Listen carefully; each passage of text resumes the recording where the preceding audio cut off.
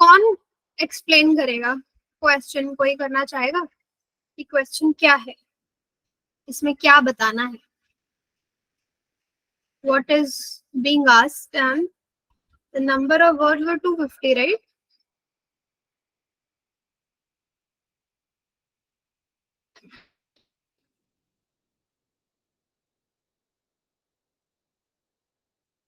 कोई एक्सप्लेन करना चाहेगा? As I start, anybody is willing? चलिए देखो, क्वेश्चन था explain the concept of regenerative agriculture and elucidate how it promotes a harmonious relationship between farming practices and the natural environment. Analyze its advantages and potential for implementation in the agricultural sector of India. ठीक है, बहुत अब clearly क्या है कि आप सभी ने जो पॉइंट्स लिखे हैं, जितने पेपर्स मैंने चेक किए, पॉइंट्स आर रेलेवेंट. आपने ऐसा नहीं है कि कुछ इधर उधर का बकवास लिखा है, ऐसा नहीं है. मतलब points are very much relevant, but there is misplacement of the points. कि जो पॉइंट शायद ऊपर वाले पार्ट में आना था उसको कंक्लूजन में लिख दिया, जो कंक्लूजन में आना था वो इंट्रोडक्शन में लिख दिया. तो स्ट्रक्चरिंग का सीक्वेंस क्या होना चाहिए वो मिसिंग था. तो आपने देखा होगा जिनके आंसर्स मैंने चेक किए वहां पे लिखा है कि स्ट्रक्चर प्रॉपर नहीं हुआ, फ्रेम प्रॉपर नहीं हुआ, मिसप्लेसमेंट वर्ड यूज किया स्पेशली मैंने इस बार. तो यहाँ पे एक चीज समझिए, explain the concept of regenerative agriculture. Very simple कि आपको रीजेनरेटिव एग्रीकल्चर एक्सप्लेन करना है 2 से 3 लाइनों में, और उसके फीचर्स या प्रिंसिपल्स बताने हैं. क्योंकि इल्यूसिडेट आगे लिखा है, चलो वो नेक्स्ट चीज है. क्योंकि एक्सप्लेन है तो डेफिनेशन से थोड़ा ज्यादा बताना है कि डिफाइन करके आपने प्रिंसिपल्स बता दिए या फीचर्स बता दिए. गुड टू गो, ये आपका इंट्रोडक्शन बन गया. Next part of the question is how. How पूछा है तो हाउ को नोट करना यहाँ पे इंपॉर्टेंट है. How it promotes harmonious relationship between farming practices and natural environment. तो इसको 2 हिस्सों में डिवाइड करने की जरूरत नहीं है कि फार्मिंग प्रैक्टिसेस अलग से बताओ, नेचुरल एनवायरनमेंट अलग से बताओ. That is one and the same thing. कि एक्सप्लेन करना है कि कैसे रीजेनरेटिव एग्रीकल्चर बेनिफिट कर रहा है इन्वायरमेंट या नेचुरल या फार्मिंग प्रैक्टिसेस को. ठीक है, हार्मोनियस रिलेशनशिप का क्या मतलब होता है तो आपको इन बिटवीन द लाइन समझना है. Harmonious relationship means beneficial relationship. The benefits of regenerative this thing for farming practices. But how explain करना. आपने अब काफी लोगों ने बेनिफिट्स लिखे हैं लेकिन कैसे नहीं एक्सप्लेन किया. आई विल टेल यू कि फॉर एग्जांपल आपने बोल दिया कि पेड़ इंपॉर्टेंट है या पेड़ लगाना इंपॉर्टेंट है. हाउ, वो क्या करेगा, थोड़ा सा मैकेनिज्म बताना है जो कि नहीं बताया. उसके बाद ये पार्ट है क्वेश्चन का. एक पार्ट, 3 पार्ट्स हैं कि रीजनरेटिव को एग्रीकल्चर को आपने एक्सप्लेन किया, फिर आपने उसका हार्मोनियस रिलेशनशिप बताया, मतलब बेनिफिट्स बता दिए कैसे. फिर एडवांटेजेस और पोटेंशियल अलग अलग से नहीं लिखना है, इसको आप सेम में लिख सकते हो क्योंकि जो एडवांटेज है वही उसका पोटेंशियल बनेगा. तो उसको एक में लिखना है कि एग्रीकल्चरल सेक्टर में हम उसको कैसे ला सकते. तो आप उसको कन्वर्ना क्या होगा कि आपका आंसर तो फिर 300 350 शब्दों में चला जाएगा. जैसे कि यहाँ पे मुझे किसका आंसर अच्छा लगा था.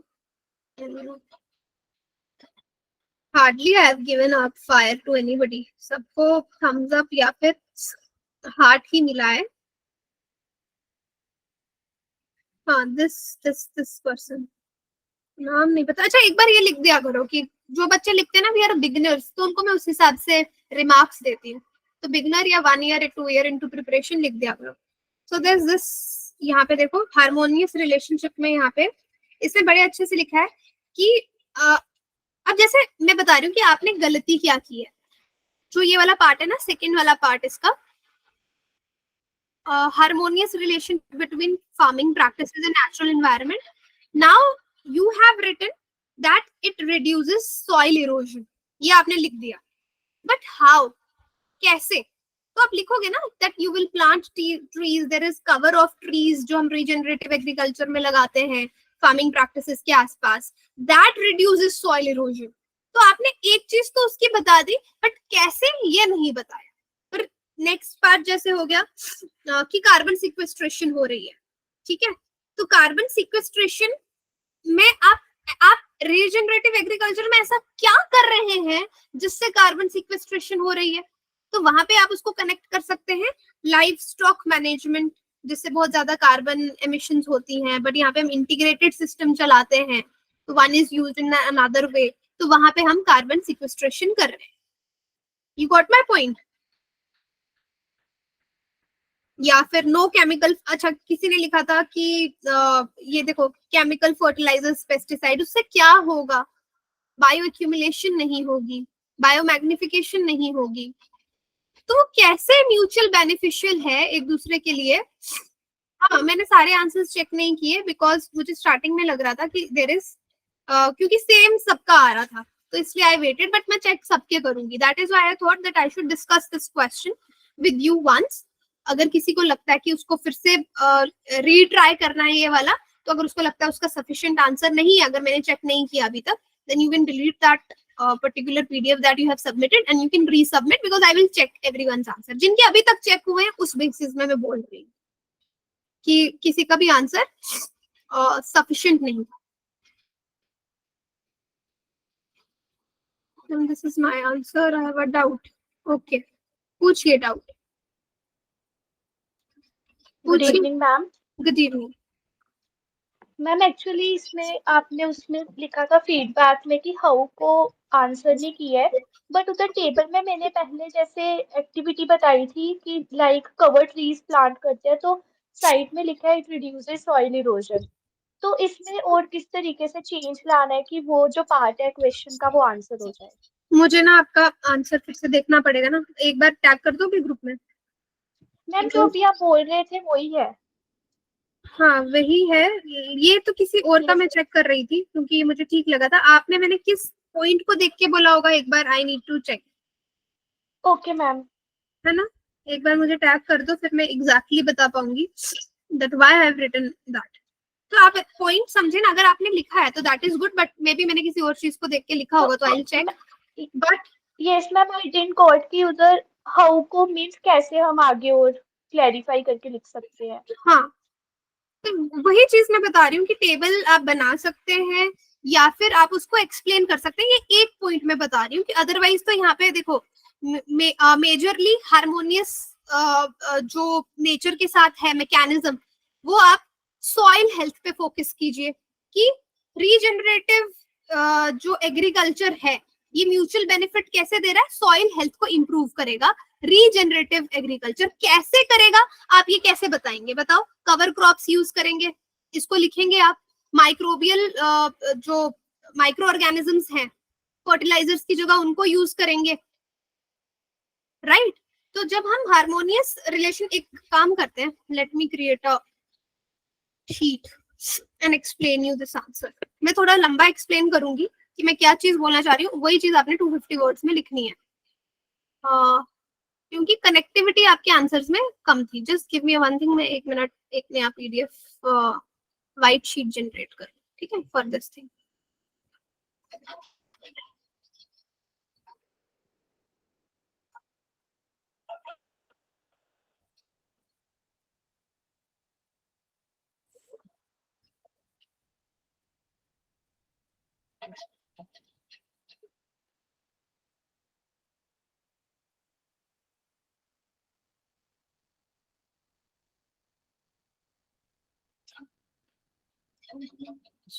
Now I will share my screen.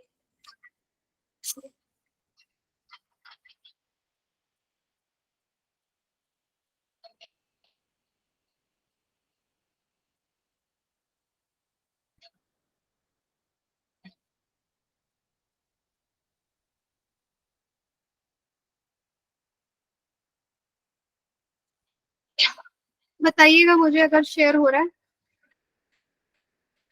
Screen share हो रहा है, कोई बताएगा। ओके एक सेकेंड।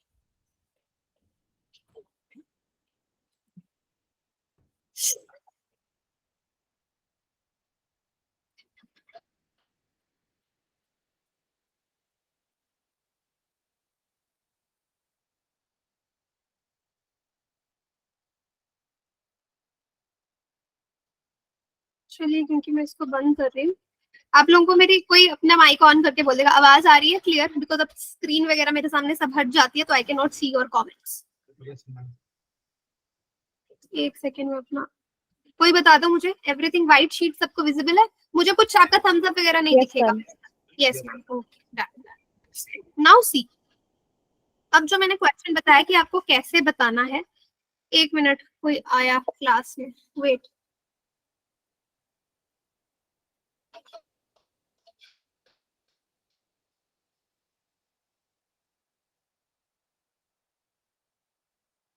क्या मैं किसी को को होस्ट बना सकती हूँ कि जब मैं बोल रही हूँ इनकेस कोई क्लास में आए उसको एडमिट कर दे वो, बस। कोई बनेगा? अशरफ, तुम कोई बना देती हूँ। आई डोंट नो यहाँ से कहाँ से बनाया जाएगा। अरे यार छोड़ो, खुद ही कर देंगे, सीखना पड़ेगा।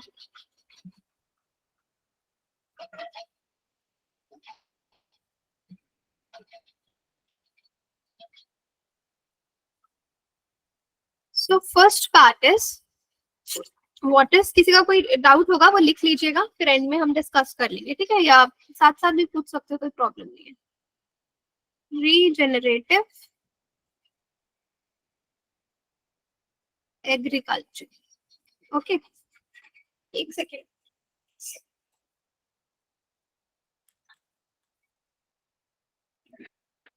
सो आपको अब ये पता चल गया, जो अगर आपने कंटेंट देखा होगा, कि ये क्या है।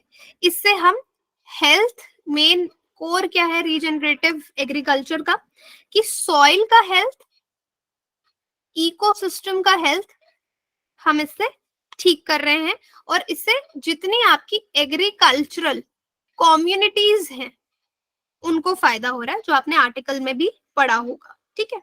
अब यूजुअली रीजनरेटिव एग्रीकल्चर के अंदर कुछ प्रोसेसेस आते हैं जिसको रीजनरेटिव एग्रीकल्चर के अंदर रखा जाता है, जिसमें आपका ये आपका क्रॉपिंग सिस्टम GS3 का एक टॉपिक है, वहां पे ही कवर होता है ये सब ना। तो इकोनॉमी वाले भी पढ़ाते हैं, बट मैं इसको एनवायरमेंट में, स्टैटिक में पढ़ाती हूँ, ठीक है?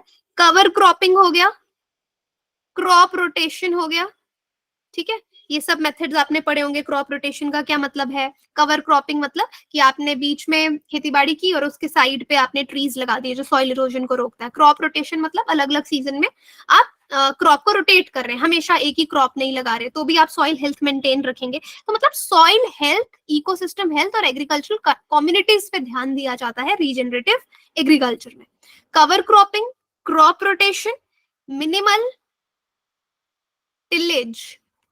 टिलेज क्या होता है कि आपने देखा होगा कोई भी गांव में खेती बाड़ी होती है, पहले उसको खोदा जाता है, उस जमीन को वहां पे मतलब काफी हिलाया जाता है मैकेनिकली। कुछ लोग ट्रैक्टर से करते हैं आजकल, पहले लोग हाथ से करते थे। तो हम उस मेथड में क्या होता है, बहुत सारे न्यूट्रिएंट्स जो है वो खत्म हो जाते हैं। तो मिनिमल टिलेज की मिनिमम टिलेज हम करेंगे, उसको मैकेनिकल प्रेशर सॉइल को नहीं देंगे। और फिर दालों के साथ, जैसे कोई और फसल होती है उसके साथ दालें लगाई जाती हैं, तो डाइवर्स स्पीशीज बोला जाता है उसको, ठीक है? ये मेथड्स आपके रहते हैं रीजनरेटिव एग्रीकल्चर के, ठीक है? नाउ टू, अब इस क्वेश्चन में, जो क्वेश्चन आप सबके पास खुला हुआ है उसको एक बार फिर से देखिए। क्वेश्चन की डिमांड क्या है?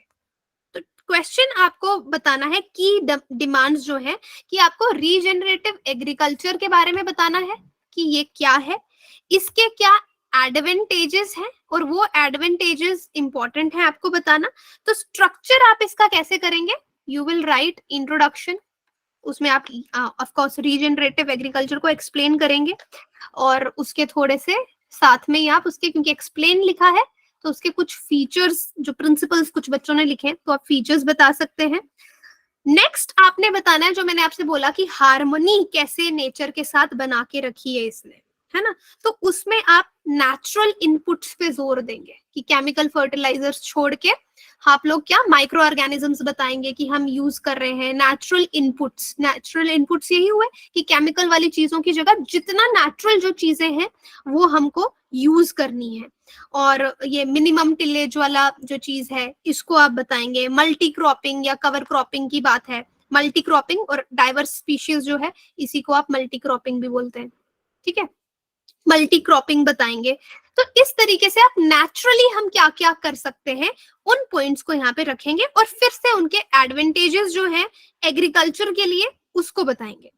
और फिर लास्ट में आएगा आपका पोटेंशियल वाला, एडवांटेजेस और पोटेंशियल वाला पार्ट आप लिखेंगे। और डिटेल में बताती हूँ, ये मैंने आपको सिर्फ स्ट्रक्चरिंग बताई, ठीक है। अब आप बोलेंगे कि रीजनरेटिव और फीचर्स में मुझे नहीं लगता किसी को प्रॉब्लम है। प्रॉब्लम आई आपको हार्मनी वाला क्वेश्चन आपको कैसे बताना है, ठीक है, कि दोनों के बीच में it's mutually benefit, it ensures harmony with nature. So there are certain things. For example मैंने आपको बार बार बोला कि आपको सॉइल हेल्थ पे फोकस करना है। सॉइल हेल्थ पे किस किन किन तरीकों से फोकस कर सकते हैं आप, कोई बताएगा? कवर क्रॉप्स का एग्जांपल दिया मैंने आपको, है ना। कवर क्रॉप्स कैसे करेंगे तो आप बताएंगे थोड़ा सा कि कवर क्रॉप्स किस तरह से सॉइल इरोजन को रोकेंगे, बिकॉज वो सॉइल को प्रोटेक्ट करेंगे इरोजन से, राइट। और उनके पत्ते कवर क्रॉप्स के क्या होते हैं, जो लीव्स होते हैं वो जमीन पे गिरते रहते हैं। वो जमीन पे गिरते रहते हैं तो उनको नेचुरल फर्टिलिटी मिलती है, ऑर्गेनिक मैटर है ना वो। तो वो जो ऑर्गेनिक मैटर जो पत्ते गिरेंगे वो सॉइल को फर्टाइल बनाएंगे और उसको इरोजन से बचाएंगे, उसका हेल्थ अच्छा करेंगे, ठीक है। फिर आप जो मैंने आपको बताया ये वाले पॉइंट्स ना, टिलेज वाला पॉइंट वो भी इसमें डालेंगे, ठीक है। माइक्रोबियल ऑर्गेनिजम्स आप इसमें डालेंगे फर्टिलाइजर्स की जगह। तो ये सब आप सॉइल हेल्थ इंप्रूवमेंट में लिख सकते हैं। नेक्स्ट किसी बच्चे ने, जैसे मैंने जिसका आंसर पढ़ा था उसने लिखा था कार्बन सीक्वेस्ट्रेशन, ठीक है। कार्बन सीक्वेस्ट्रेशन कैसे होगी बताओ, कार्बन सीक्वेस्ट्रेशन कैसे होगी, कार्बन को कैसे ये करेगा? अगेन यार मुझे दिखता नहीं है ना, कोई बोल सकता है, क्योंकि अगर मैं हम because of reduce tillage, so basically हम जितना ज्यादा टिलेज करते हैं तो जितना सॉइल में कार्बन होता है या even methane in some cases, it also gets released into the atmosphere, जिसको हम एंथ्रोपोजेनिक रिलीज बोल सकते हैं because we are doing it manually. So when we reduce tilling we also reduce the we yes can see the percentage of carbon into the air. Exactly. So this is the way कि आप explain करेंगे कि how आपने carbon sequestration लिख दिया लेकिन कैसे। तो जो भी तरीके आपको, जैसे वन टिलेज का एग्जांपल किसी ने दिया, ठीक है, आई थिंक श्रेया थी, राइट। तो आप इस तरीके से कार्बन सीक्वेस्ट्रेशन लगा सकते हैं। और जो आप कवर क्रॉप्स का मैंने एग्जांपल दिया, पेड़ पौधे, फिर से कवर क्रॉप्स को मेंशन करेंगे। कवर क्रॉप्स लगा रहे हैं तो वो क्या कर रहे हैं, कार्बन को सीक्वेस्टर कर रहे हैं, कार्बन सिंक है ना जितने भी प्लांट्स हैं। तो ये आपका सस्टेनेबल एग्रीकल्चर जो चल रहा है। उसके बाद जब आप कवर क्रॉप्स लगा ही रहे हैं तो उससे वाटर रिटेंशन भी हो रहा है। आप मल्टी क्रॉपिंग कर रहे हैं, आप डाइवर्स क्रॉपिंग कर रहे हैं, तो उसमें वाटर रिटेंशन, जो रूट्स होंगी उसकी वो पानी को पकड़ के रखेंगी, तो उससे सॉइल इरोजन भी नहीं होगा और वाटर रिटेंशन भी होगा, पानी भी जमीन में रुकेगा जिससे सॉइल की हेल्थ इंप्रूव होगी। ओके, तो I think these are the points जो आपको हाउ भी बताना था। या आप बोलेंगे कि हम इससे बायोडाइवर्सिटी को भी प्रमोट कर रहे हैं, तो आई थिंक इन्हीं टॉपिक्स को यूज करके, डाइवर्स स्पीशीज वाले पॉइंट को यूज करके आप बायोडाइवर्सिटी की बात भी कर सकते हैं। तो ये कुछ पॉइंट्स थे जो हाउ एक्सप्लेन करना था। इनफैक्ट और भी पॉइंट्स मैं बता देती हूँ इसके साथ साथ। सिर्फ आप फर्टिलाइजर्स की बात करना चाहते हो तो आप बताइए, जैसे 2 पॉइंट्स ये हो गए, तीसरा आप फर्टिलाइजर वाला लिख दो। अब फर्टिलाइजर वाले पॉइंट में रीजनरेटिव फार्मर्स जो हैं वो जितने भी केमिकल्स हैं उन पे अपना रिलायंस जो है उसको कम करते हैं। और क्या चाहते हैं वो, कि वो नेचुरली ग्रो करें ऑर्गेनिक मैटर से। वर्मी कंपोस्ट का एग्जाम्पल आप दे सकते हो, कुछ भी करके जो नेचुरल हो। तो सिंथेटिक या केमिकल फर्टिलाइजर्स का यूज कम से कम हो। आप उसके बाद जैसे पेस्टिसाइड्स का एग्जांपल साथ में दे सकते हो कि पेस्टिसाइड्स यूज करते हैं, पेस्टिसाइड्स आपको पेस्ट मारने के लिए यूज करें, लेकिन आप नेचुरल वे क्या होता है पेस्टिसाइड्स का, कोई मुझे बताएगा? नेचुरल ऑल्टरनेटिव क्या होता है अगर हम पेस्टिसाइड्स नहीं यूज करना चाहते, उसकी जगह कोई ऑल्टरनेटिव लाना चाहते हैं? हर जगह तो नहीं है, लेकिन एक जनरल कॉन्सेप्ट क्या है कि आप नीम, नेचुरल इंसेक्ट्स यूज करोगे, राइट? बर्ड्स को यूज कर सकते हो जो पेस्ट्स पे फीड करे, तो आपको पेस्टिसाइड लाने की जरूरत नहीं पड़ेगी। बेनिफिशियल एनिमल्स को यूज करोगे, वाइल्ड लाइफ को यूज करोगे, राइट? तो ये एग्जांपल आप रीजनरेटिव एग्रीकल्चर में दे सकते हो ताकि आप कम से कम टॉक्सिक केमिकल्स यूज हो, क्योंकि टॉक्सिक केमिकल से क्या है, ह्यूमन हेल्थ पे भी असर पड़ता है। ओके, तो यही चीज आप, जैसे ये सॉइल हेल्थ वाले में बैक्टीरिया का एग्जांपल दे दिया, introducing bacteria, introducing cover crops, और ये जैसे मैंने एक्सप्लेन किया कि हाउ लीव्स गिरेंगे, ऑर्गेनिक मैटर होगा तो सॉइल हेल्थ इंप्रूव होगी। तो यही है इसका। और अल्टीमेटली हार्मोनियस नेचर के लिए कैसे है, क्योंकि आप फर्टिलाइजर्स यूज नहीं कर रहे तो वाटर पोल्यूशन भी नहीं हो रहा। तो दोनों तरफ से आपने एक्सप्लेन करना है ना। म्यूचुअलिज्म क्या होता है, नेचर को फायदा हो रहा है रीजनरेटिव एग्रीकल्चर से, रीजनरेटिव एग्रीकल्चर को फायदा हो रहा है नेचर से। तो यहाँ पे फर्टिलाइजर यूज नहीं कर रहे तो वाटर पोल्यूशन भी नहीं हो रहा, ह्यूमन हेल्थ भी इंप्रूव हो रही है। तो हाउ, इस तरीके से आप एक्सप्लेन करेंगे उसको, ठीक है? तो this is the one part. मैंने काफी चीजें आपको बता दी हैं, तो आई होप अब इसको आप लिख सकते हैं। इसमें किसी को भी कंफ्यूजन है कि हार्मोनियस रिलेशन आपने एक्सप्लेन करना है रीजनरेटिव एग्रीकल्चर और नेचर के बीच में, तो दोनों का बेनिफिट बताना है, दोनों का यूज और दोनों का बेनिफिट बताना है, ठीक है? तो नेक्स्ट पार्ट क्या है इसका, एडवांटेजेस। चलो अगर आप एडवांटेजेस अलग से भी लिखना चाहते हो, कंबाइन नहीं करना चाहते, advantages and potential, usually I would say कि दोनों को साथ में ही लिखना चाहिए, वरना आपका आंसर बहुत 300-350 पेज का हो जाएगा, ठीक है? सो अब देखो एडवांटेजेस में आपको ये समझ आना चाहिए कि इसमें एग्रीकल्चर, रीजनरेटिव एग्रीकल्चर को अगर हमने इंडिया के लेवल पे पोटेंशियल उसका दिखाना है तो सिर्फ मैं और आप कुछ नहीं कर सकते, इसमें वेरियस स्टेक होल्डर्स हैं, काफी लोग हैं ना। कौन कौन इन्वॉल्व होगा पोटेंशियल अगर बढ़ाना है हमको और एडवांटेज की बात करनी है? स्टेक होल्डर्स कौन कौन होंगे इसमें? फार्मर्स है ना, फार्मर्स हैं, फिर पॉलिसी मेकर्स, पॉलिसी बनाएंगे, अवेयरनेस की कोई कैंपेन चलाएंगे कि लोगों को पता चले, वो इम्पोर्टेंट है।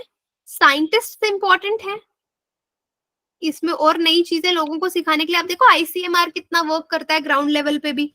कंज्यूमर्स की बात करो, कंज्यूमर्स यानी हम भी अब यूज करेंगे, कोई रीजनरेटिव ऑर्गेनिक चीजें आती हैं, बोलते यार महंगा है रहने दो। तो ये चीजें हैं कि इसमें डिफरेंट स्टेक होल्डर्स को ध्यान में रखते हुए आपने एडवांटेजेस और पोटेंशियल की बात करनी है। ओके, एक आईपीसीसी की रिपोर्ट भी थी क्लाइमेट चेंज एंड लैंड पे, बट ठीक है। उसके बाद आप इसको कनेक्ट कर सकते हो कि for realising the, because regenerative agriculture has various advantages, so to realize its full potential all the stakeholders need to come together। और stakeholders के बारे में आप बता दो, because regenerative जो agriculture है वो इन चारों का ही reflection है कि ये किस तरीके से मिलके काम करेंगे। Okay, so I hope you got it। उसके बाद you can talk about recycling। Potential में रिसाइकलिंग की बात कर सकते हो, recycling farm waste. Now there are various points. देखो मैं आपको 10-20 पॉइंट्स बता सकती हूँ, बट आपको 10-20 पॉइंट्स नहीं लिखने हैं।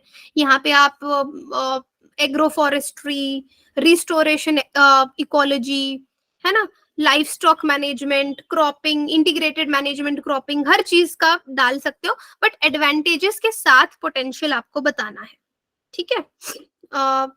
जैसे कि काफी बच्चों ने नीति आयोग की कुछ रिपोर्ट भी लिखी थी कि वहां पे बताया कि कितने फार्मर्स हैं हमारी कंट्री में जो कि रीजनरेटिव एग्रीकल्चर प्रमोट कर रहे हैं, बट थोड़ा लंबा कहानी लिख दिया था। उस कहानी को आपको शॉर्ट करना है और एडवांटेजेस बताने हैं और पोटेंशियल बताना है कि इंडिया इसको कहाँ यूज कर सकता है, कि हमारा जो गोल है, कोई टारगेट अगर आपको याद हो कि हमको 2 मिलियन हेक्टेयर लैंड जो है 2025 तक लाना है अंडर एग्रीकल्चर, तो डिफरेंट स्टेट्स को सस्टेनेबल प्रैक्टिसेस करनी होंगी। तो ये पोटेंशियल है ना, पोटेंशियल कहाँ दिखाना है, ये रिपोर्ट से अगर आपको कोई डेटा याद है। अगर नहीं भी याद तो आप ये बोल सकते हो कि जो या तो बिल्कुल जो खराब वाला लैंड है हमारा, डिग्रेडेड लैंड है, उसको फिलहाल रिवाइव करके एग्रीकल्चर के लिए यूज करें, तो ये पोटेंशियल हो सकता है। या फिर ऑलरेडी हमको एग्रीकल्चर लैंड अगर इंक्रीज करना है 2025 तक, तो सस्टेनेबल प्रैक्टिसेस के साथ हम ये ट्रांसफॉर्मेशन जो है वो ला सकते हैं। तो आपको फोकस करना है कि केमिकल वाला छोड़ के पोटेंशियल हमारा इसी में है। फिर फूड सिक्योरिटी की बात कर सकते हो। ओके, हाँ, उससे क्या होगा, तो फार्मर्स को the farmers will be empowered, their income could increase, right? तो potential में you can write about the this is the potential in India। अगर regenerative agriculture लोग adopt करते हैं तो इन्हीं चीजों को connect करते हुए आपने बताना है। So I think that is it। तो आपने लिखे हैं points, I'm not denying, but बहुत आगे पीछे लिखे हैं, ठीक है। तो कंक्लूजन में यू कैन जस्ट से कि रीजनरेटिव एग्रीकल्चर जो है वो इकोसिस्टम की हेल्थ, सॉइल की हेल्थ को इम्प्रूव करता है, जो कि होलिस्टिक सिस्टम से ही हो सकता है। होलिस्टिक सिस्टम में क्या आएगा, एनिमल्स भी आएंगे, फार्मर्स भी आएंगे, कम्युनिटी भी आएगी। सो दैट देयरफॉर जो भी चेंजिंग क्लाइमेट है, एक्सट्रीम वेदर है, उसको एक रेजिलियंस बिल्ड करने के लिए, ताकि हमारा, जैसे मैंने आपको पहले क्वेश्चन पूछा था, अच्छा नहीं, यहाँ पे नहीं पूछा था, कहीं और पूछा था, दैट क्लाइमेट चेंज को जो असर पड़ रहा है एग्रीकल्चर पे, उसको रीजनरेटिव एग्रीकल्चर ही ठीक कर सकता है, क्योंकि क्लाइमेट चेंज को आप यहाँ पे कनेक्ट कर सकते हो कंक्लूजन में, if you want to। otherwise another kind of conclusion that you can give is कि एग्रीकल्चर, रीजनरेटिव एग्रीकल्चर काफी एक सस्टेनेबल ऑल्टरनेटिव है फार्मिंग के लिए इंडिया में, जो कि सॉइल की हेल्थ, क्लाइमेट रेजिलियंस बिल्ड करता है, राइट। सो इसको अगर अडॉप्ट करेंगे with proper policy measures, research and extension services and government help, India can realise its full potential in Indian agricultural sector. तो यही चीजें आपको कनेक्ट करनी थी, दैट इज इट। ओके, तो किसी को कोई डाउट अभी? यस, पूछिए। मैम, ये रिजेनरेटिव एग्रीकल्चर से बातें जो आपने बताई, ऑर्गेनिक फार्मिंग जो है वो इसके अंदर आना चाहिए ना फिर?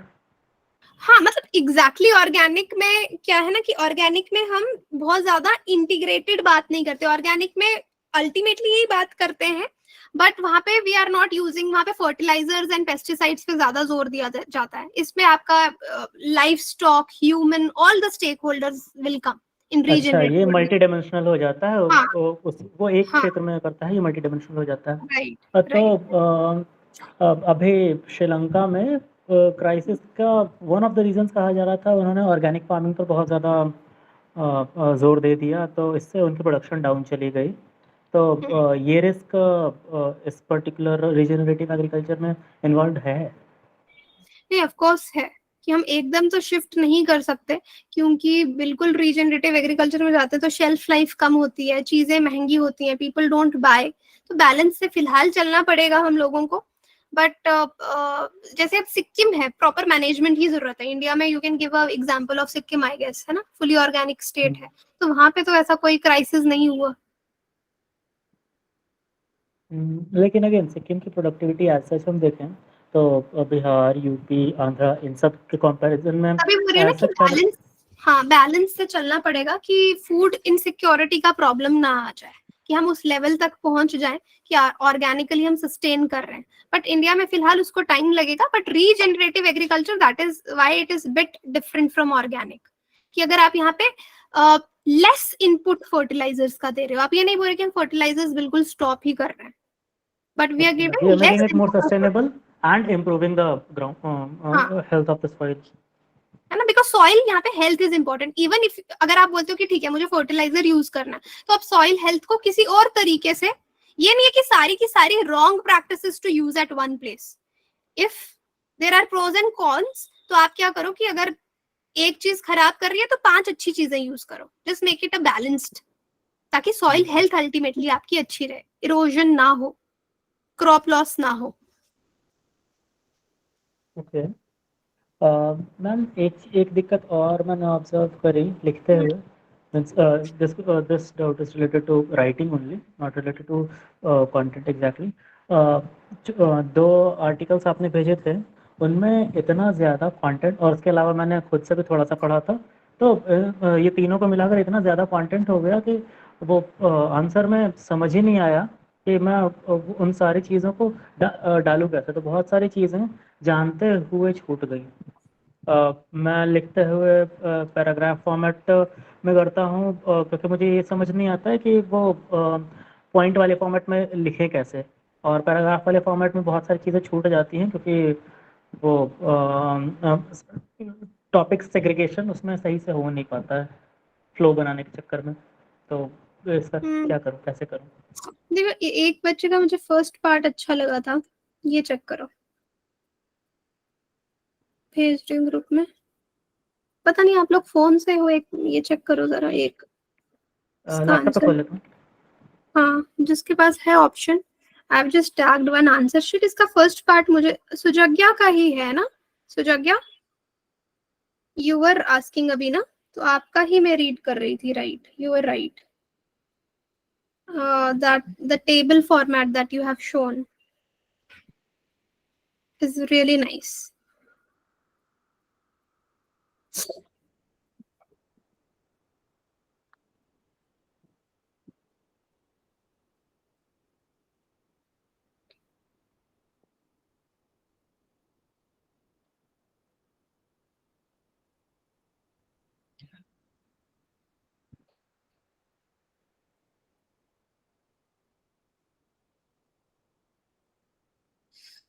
पीडीएफ जो सबमिट करते ना, एक बार उसमें अपना नाम लिख लिया करो, जो मैं वापस देखती हूँ कि मैंने किसका चेक किया, वो मुझे मिलता नहीं है।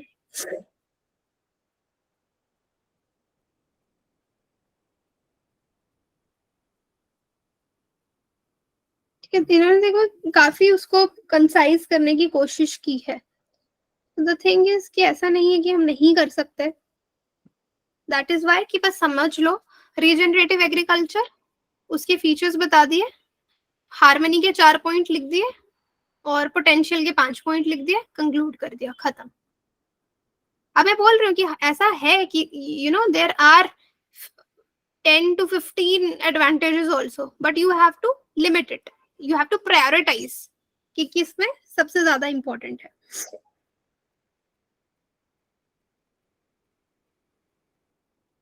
The tabular format is good.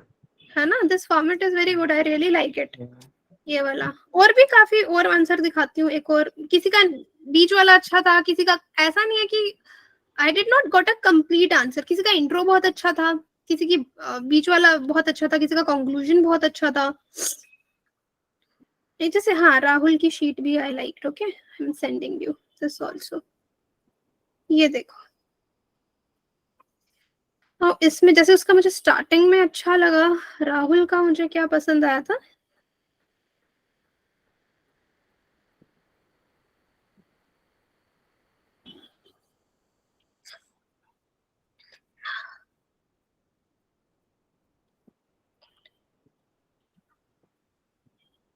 Rahul के आंसर का स्टार्टिंग अच्छा था। जैसे कुछ उसमें मिस्टेक थी बीच में वर्ड्स की, उसने सॉइल प्रेशर लिखा था, तो हम सॉइल प्रेशर नहीं बोलते, प्रेशर ऑन सॉइल। तो समझो soil pressure is a different term, pressure on soil is different, okay. इसका भी अच्छा था, कंक्लूजन भी बहुत अच्छा था। मैम एक चीज़ मैं नोटिस कर रहा हूँ कि इंट्रोडक्शन जो है उसमें वो क्या बोलते हैं, वो पैराग्राफ फॉर्मेट में ही होएगा। हाँ, बाकी ये जो भी टेबल डायग्राम या सारा ये सारा कुछ जो है, ये सारा बॉडी में ही आना चाहिए, है ना? हाँ,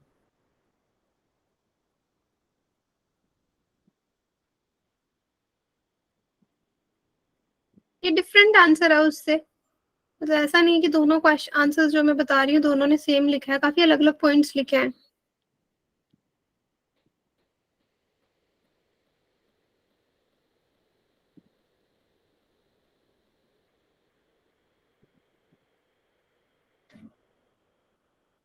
इनफैक्ट गुलशन का आंसर भी अच्छा था इस बार काफी। गुलशन इज देयर। गुलशन ने अच्छे से समझ के लिखा था।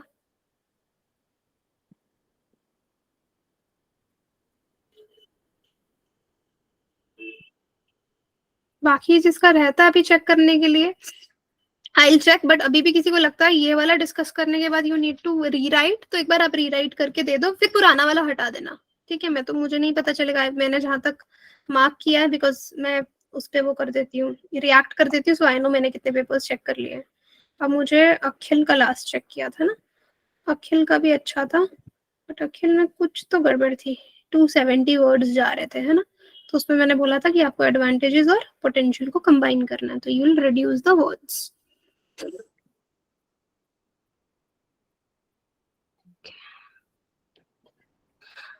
Okay Tanisha, I will just,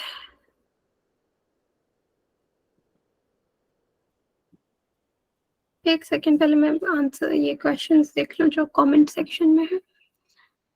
देखो कंक्लूजन में यही है कि भाई ये अच्छा है, इससे क्या फायदा होने वाला है, और जहाँ पे आपको लगता है गवर्नमेंट की पॉलिसी के बाद होगा तो उसमें लिखो कि government needs to bring particular, जो आपके क्वेश्चन का क्रक्स इंट्रोडक्शन होता है, आपके आंसर का क्रक्स कंक्लूजन होता है, ठीक है? तो आप बताओ, रीजनरेटिव एग्रीकल्चर पे सवाल है तो कंक्लूड करना है कि रीजनरेटिव एग्रीकल्चर अच्छा है या बुरा है, तो ऑब्वियसली आप बोलोगे कि वो एक प्रॉमिस शो करता है हमको फ्यूचर के लिए, है ना, सस्टेनेबल फार्मिंग के लिए, तो उसको आप लिखोगे, ठीक है? तो अब रीजनरेटिव में आप क्या करते हो, मोटा मोटा लिखना है कि सॉइल हेल्थ और बायोडाइवर्सिटी पे फोकस करते हैं। तो अगर हमको रीजनरेटिव एग्रीकल्चर को इंडिया में अडॉप्ट करना है तो वो adoption policy, government policy support with, और गवर्नमेंट पॉलिसी लिखो, सपोर्ट ऑफ द गवर्नमेंट लिखो, रिसर्च इज इम्पोर्टेंट, है ना? फिर ही हमारा इंडियन एग्रीकल्चर सेक्टर जो है वो उसका फुल पोटेंशियल रियलाइज करेगा। तो यही आपने पूरा बॉडी में लिखा, तो उसी को एक एक लाइन में इंट्रोडक्शन, बॉडी, और बॉडी का पूरा जो है एक एक क्रक्स आपने लिख देना, एक एक लाइन में आप उसको कैसे बताएंगे।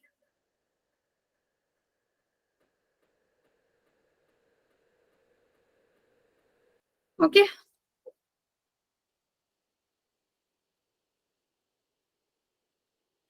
वे फॉरवर्ड यही आएगा। Some students have written only way forward. The guy told you way forward is a part of body, not conclusion. So don't end your answer only with a way forward. इसको conclude करें। बिल्कुल प्रणवी, कर सकते हैं, कोई बात नहीं आकाश, conclusion आ जाएगा लिख लिख के।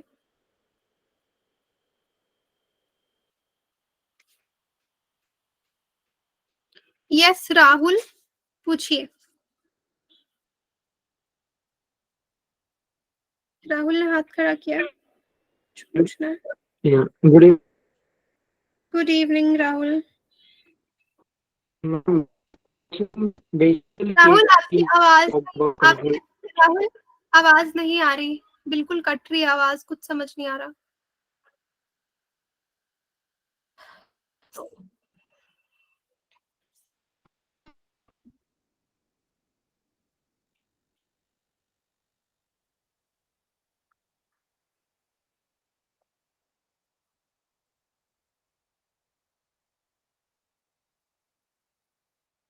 पता नहीं राहुल की आवाज नहीं आ रही, बट राहुल जहाँ पे मैंने 100 लिखा था आपका, वो इसलिए लिखा था कि लाइफ स्टॉक को इंटीग्रेट कर रहे हैं फार्मिंग एक्टिविटीज में, तो उससे क्या होगा, है ना? उससे कार्बन सिक्वेस्ट्रेशन वाला पॉइंट आप लिख सकते हैं। Hello, am I audible, ma'am? Yes Yeah, ma'am. So I was talking about कि conclusion मतलब जैसे like environment का ये question था, कुछ ऐसा मतलब question आता है, कुछ innovative चीज अगर हम environment से related कुछ कर रहे हैं, तो एक standard conclusion मतलब हम कुछ standard words मतलब prepare करके लिख सकते हैं, जैसे resilient हो गया, climate change, sustainability, मतलब ऐसे वाले words एक बहुत जेनरिक कंक्लूजन हर एक क्वेश्चन में हम यूज कर सकते हैं, विद मतलब क्वेश्चन स्पेसिफिक कुछ यूज करके, मतलब उसी की उस डायरेक्शन में मोल्ड करके उसको, लाइक हिस्ट्री के कंक्लूजन्स में वी कैन लाइक 1857 का क्वेश्चन था तो नेशनल कॉन्शियसनेस, एक अपने स्कीम्स रिलेटेड क्वेश्चन था आई गेस, तो उसमें पीपल सेंट्रिक अप्रोच और मतलब ये वाली स्पेसिफिक टर्म्स। तो I guess you initially, if correct me if I am wrong, तो आपने शायद से बोला था कि you have some list of words prepared. तो अगर आपके पास कंसोलिडेटेड वो चीज है तो if you could provide us with that.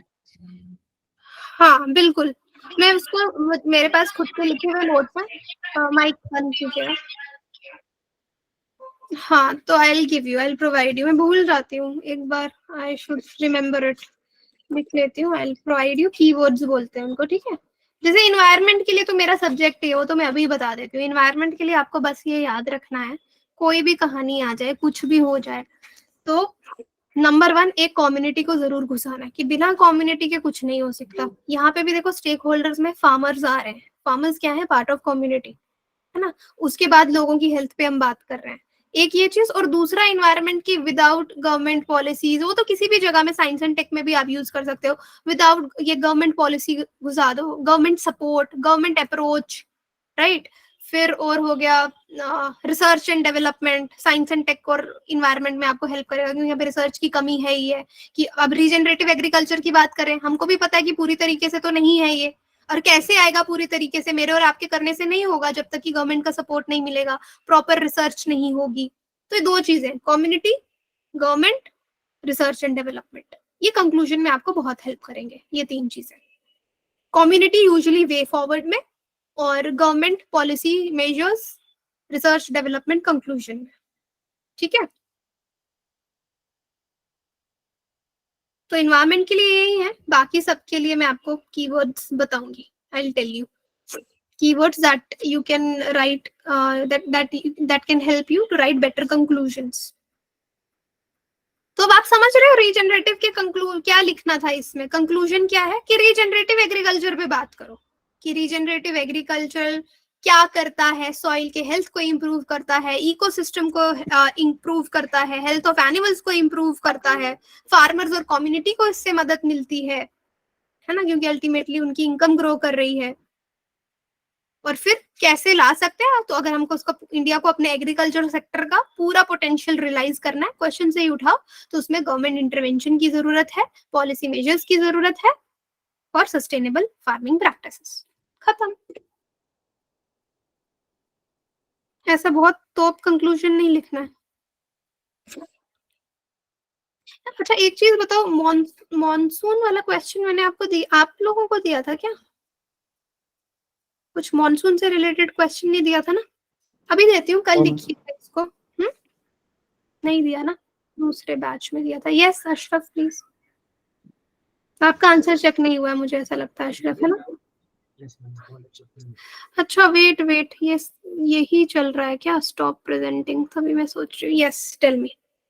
Ma'am जो आपने आज क्वेश्चन दिया था ना बायोगैस वाला, हाँ मुझे सेकंड पार्ट में suggest policy measures to promote its use. ठीक, बोलने दो मुझे इस क्वेश्चन को, क्योंकि मैं अभी वैसे आज रीजनरेटिव एग्रीकल्चर के लिए बात कर रहे थे। Let's talk biogas. वेट, मुझे खोलने दो ना इस क्वेश्चन को।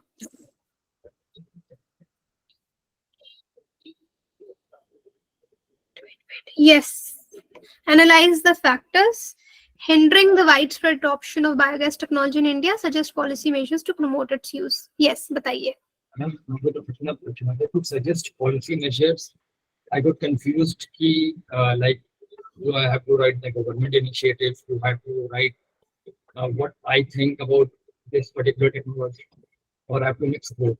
Because वो मैं confused हो गया था, I was blank for like 15 seconds on what to write. So I was writing a flow. So please आप एक बार आप You can use both. अगर आप कोई ऑलरेडी इनिशिएटिव है उसको सजेस्ट करना चाहते हैं, तो उसमें उसकी कमी को हाईलाइट करके सजेस्ट कीजिए, नहीं तो कंप्लीटली नया सजेस्ट कीजिए, ठीक है? ओके, इसको भी डिस्कस करते हैं। एक सेकंड, मुझे ये क्वेश्चन प्रॉपर देखने तो, कहाँ पे है? मैं स्क्रीन शेयर करती हूँ। ये वाला भी डिस्कस कर लेते हैं, बायोगैस वाला। अच्छा ये मैंने ये भी सबमिट किया ना, ये मैंने अभी यहाँ तक मैं पहुंची नहीं चेक करते हुए। एक सेकंड दे दो।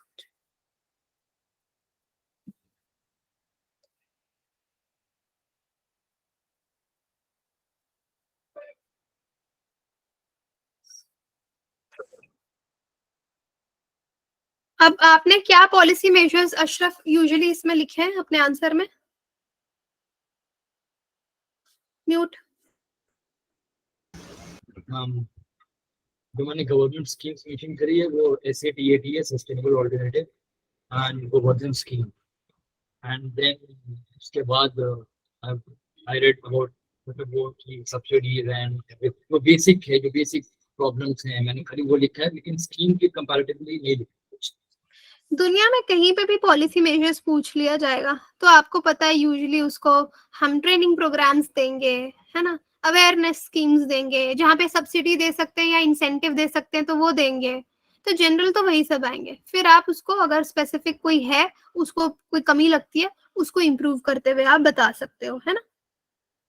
तो गार्बेज, अगर बायोगैस है यहाँ पे गार्बेज कलेक्शन का कुछ आप दे सकते हो कि होम वेस्ट जो इतना वेस्ट जाता है, सेग्रीगेशन ऑफ वेस्ट के बारे में बात कर सकते हो कि आप ऑर्गेनिक को प्लास्टिक से, घर में क्या होता है यूजुअली कूड़ा कचरा घर के लोग एक ही जगह मिक्स कर देते हैं, तो वहां पे की अवेयरनेस दी जाए उनको। तो अवेयरनेस में भी पर्टिकुलर आपने लिख दिया कि अवेयरनेस, बट अवेयरनेस किस चीज की? अब मुझे आंसर में मैं जब हाउ या वाई लिखती हूँ तो यही पूछती हूँ कि आपने हेडिंग अच्छी दे देते हो कि अवेयरनेस ट्रेनिंग प्रोग्राम्स, पर अवेयरनेस किस के लिए? ट्रेनिंग प्रोग्राम्स किस चीज के लिए? उनको सेग्रीगेशन ऑफ वेस्ट सिखाने के लिए कि वेट ड्राई वेस्ट अलग होना चाहिए, ऑर्गेनिक वेस्ट अलग होना चाहिए, है ना। अगर आप कम्युनिटी को ट्रेनिंग दे रहे हो तो वो अलग होगी। आप वर्किंग प्रोफेशनल्स जो कचरा कलेक्ट करने आते हैं, है ना, जो म्युनिसिपल बॉडी के लोग हैं, उनको ट्रेनिंग दे रहे हो तो उनकी ट्रेनिंग अलग होगी। उनको ट्रेनिंग दी जाएगी to collect waste at source, है ना। तो घर वालों को ट्रेनिंग देंगे सेग्रीगेशन की, उनको देंगे टू कलेक्शन एट सोर्स। तो वो एक एक लाइन इलेबोरेशन में अलग लिखी जाएगी। 150 का है तो बहुत इलेबोरेट नहीं करना है, एक एक लाइन में आपको बताना है, राइट। अब देखो उसमें भी अब कंक्लूजन करनी है बायोगैस में, तो पूरा आपने बोल दिया, तो बोलो कि यही जो फैक्टर्स को हम इम्प्लीमेंट करेंगे विद गवर्नमेंट सपोर्ट तो ये सक्सेसफुल होगा because it has huge potential. इससे हमें बहुत बेनिफिट होगा, रूरल इंडिया को बेनिफिट होगा, एनर्जी जनरेशन का पोटेंशियल इंडिया का इंक्रीज हो जाएगा। कंक्लूड हो जाएगा आपका answer. So the only solution is when it is written about policy measures, then we can write our own points and the government initiative, and we can collectively conclude it. We don't have to segregate the right about only government. हाँ, क्योंकि body में आपने सब बता दिया, जो सब आपने बॉडी में लिख दिया ना, आप उसको ऐसे सोचो कि मुझे 4 लाइनों में किसी को बताना है, तो मैं क्या बताऊंगा? यही बताऊंगा, है ना। That is your. और अगर इंट्रोडक्शन में कुछ नहीं सूझ रहा, कोई रिपोर्ट कुछ नहीं आ रही, तो जो क्वेश्चन का क्रक्स है उसको इंट्रोडक्शन में लिख दो छोटा करके। 4-5 लाइंस का अगर आपका क्वेश्चन है, 4 लाइंस का क्वेश्चन है, तो उसको घुमा फिरा के इंट्रोडक्शन में लिख दो। One more.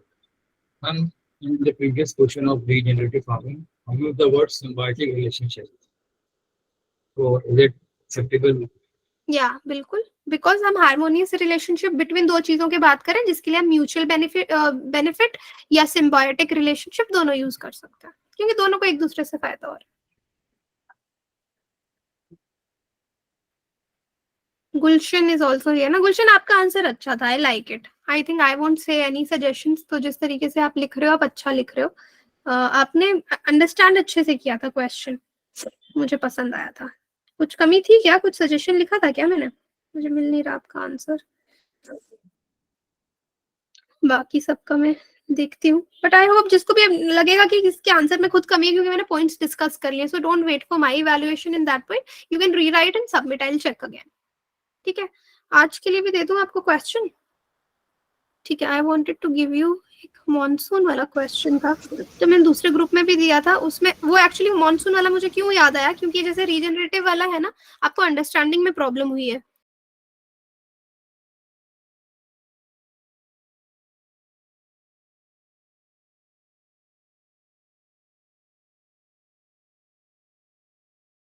सिंपल लिखिए, 150 वर्ड्स में लिखना है। क्वेश्चन लिख लीजिए प्लीज, आई डिक्टेट। तो ये आप कल सबमिट कीजिए। Analyse,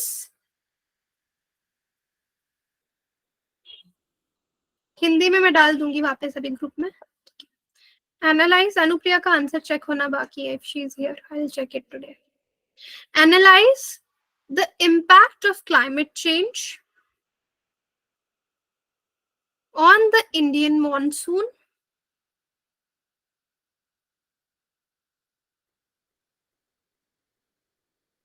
and the consequences for agriculture.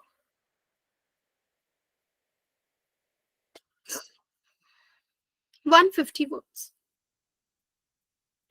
बहुत सिंपल सा क्वेश्चन है. अब यहाँ से मॉनसून से शुरू कीजिएगा. मॉनसून, हाँ फिर से कर रही हूँ. Analyze the impact of climate change on the Indian monsoon and the consequences for agriculture. चलो गुलशन ने डाल दिया यहाँ पे, मैं कॉपी करके I'll just put in the group. इसको हिंदी ट्रांसलेट भी कर दो यार कोई मेरे लिए, फिर मैं हिंदी वालों को भी चेक करूंगी.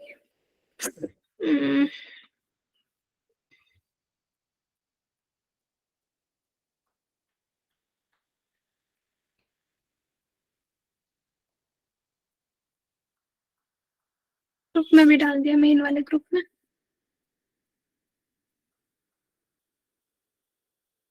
तो इसमें मॉनसून के बारे में बताइए, है ना. फिर आप आ जाइए क्लाइमेट चेंज का क्या इम्पैक्ट पड़ रहा है इंडियन मॉनसून पे, और फिर उसके क्या रिजल्ट मतलब एग्रीकल्चर में देखने को मिल रहे, उसके कॉन्सिक्वेंसेस एग्रीकल्चर के लिए क्या है. So to understand the requirement of the question 150 words में आपको लिखना है. इसको लिखिएगा.